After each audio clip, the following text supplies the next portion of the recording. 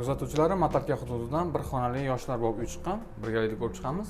Kirish qismi temir eshiklar qo'yilgan, chiroyli aboylar qilingan. Bu tarafda shkaf o'rnatilgan hamda sanuzel joylashgan. Sanuzelda ham ko'rib turganingizdek oyoqdagi hamda devorlar kafel urilgan. Kir mashina uchun montaj qilingan. Va bu tarafda esa zal joylashgan.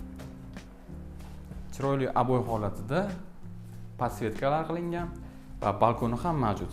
Sifatli MDF eshiklar ham o'rnatilgan. Qidiruvlaringiz natija bermayaptimi?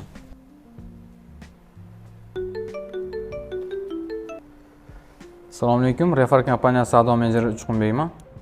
2 xonali kvartiralar bazamizda siz izlayotgan uylar soni juda ko'p. Talabingizga mos uylarni topish uchun bugunoq qo'ng'iroq qiling. Refar, uyingizni oson va xavfsiz toping.